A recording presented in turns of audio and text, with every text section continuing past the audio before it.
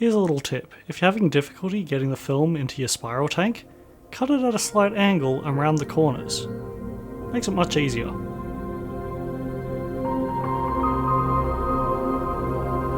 Ilford Ortho 80 Plus. This is a film from Harman, or Ilford. Let's not get into that right now. I'd never tried or bought this film before trying this project.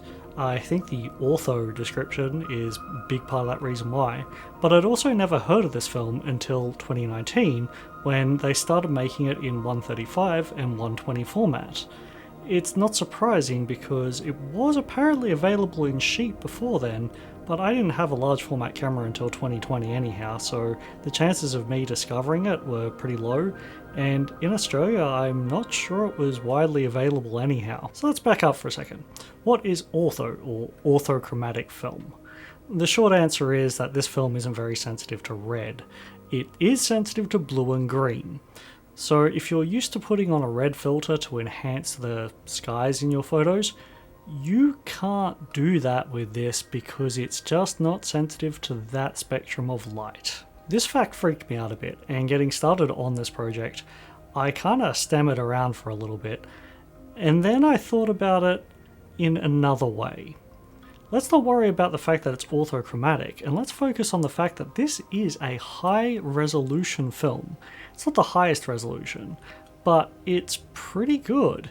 If we take a look at the datasheet here, it says, for use as a high resolution camera film, Ortho Plus can be used to pictorial contrast. So what does that mean?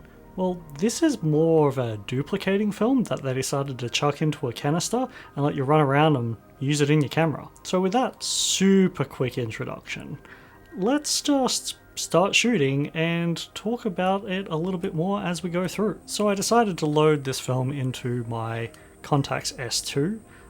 Precision high resolution film requires a precision high resolution camera.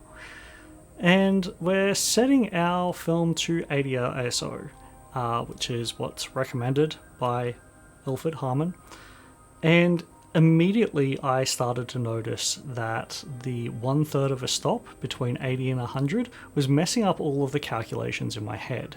So I've been shooting 100 ISO film for a few years now, and even just having 1/3 of a stop reduction has really sort of made me have to reevaluate all of the mental calculations that I do when I'm spot metering. Now, even with regular 100 ISO film, if you get that late afternoon light, it can be a little bit difficult to handhold anyhow, but even 1/3 of a stop with it throwing my mental math out made this a lot more of a challenge than I thought it would be. So we took a couple of shots around here. It's a lovely complex. I think you can see some of the tonal rendition. I think that's quite nice. So we took these photos in afternoon light, even with just 1/3 of a stop reduction. Hand holding was very difficult, although even 100 ISO is often very difficult to work with. With these few shots out of the way, I thought next time I go out I'm going to have to take my tripod with me. I think a lot of people, when they're doing landscape photography in particular, will always take a tripod with them. Any reduction in speed means that a tripod is absolutely essential. So with that in mind, I thought about this church scene here. It may come up again in the future because I have ideas for it, and I kind of like some of what's going on with this illuminated cross. But here's where the ortho starts to kick in. This is the photo I took with my Nikon ZF using its deep monochromatic tone picture setting. And that is meant to emulate, not exactly, but kind of like having a red filter on your camera. And then here we go, this is what I took with the ortho. And it's not what I imagined it to be. And that's because I'm very used to thinking with red filters. My next outing was where I decided to have a little treat and go to the local coffee shop. This will definitely become a recurring theme. And I just set up on their tables a nice little simple composition of my coffee and some of the beans on the table. And I had the S2, which has a spot meter as its only way of metering.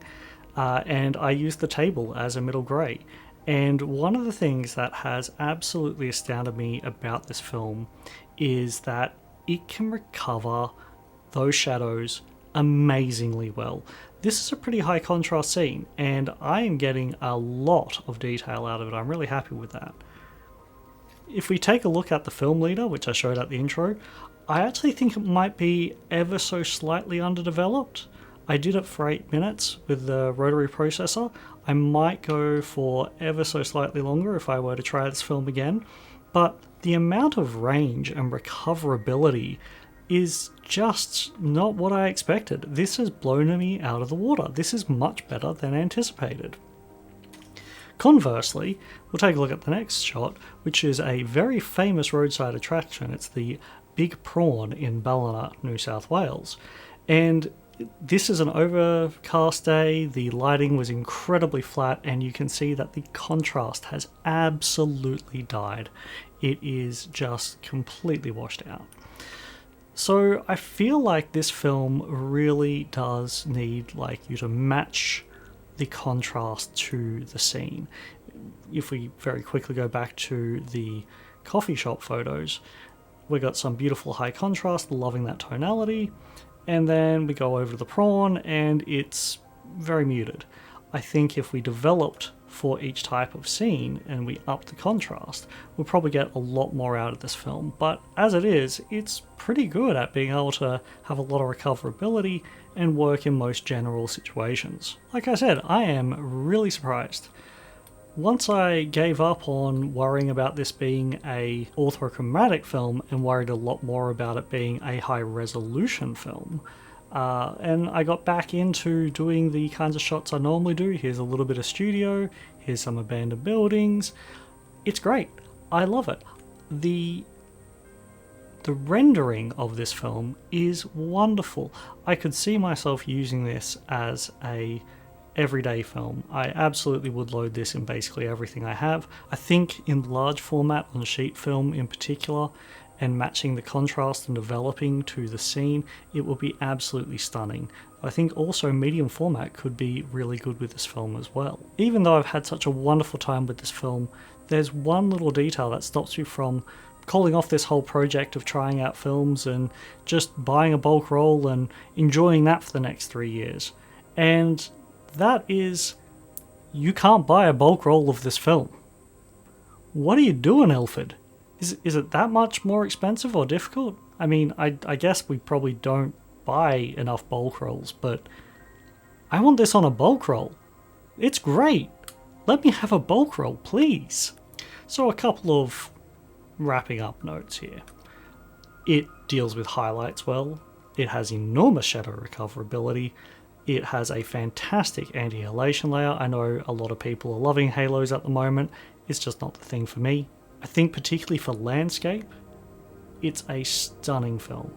And I am really excited to actually get some again in the future. I'm thinking maybe if I can get a box cheap enough in 4x5 or 5x7, I think I'm gonna love it.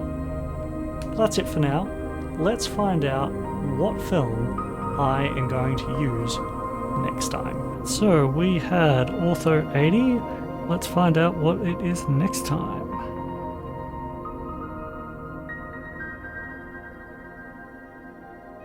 P30. I actually have some ideas about this one. Let's give it a go.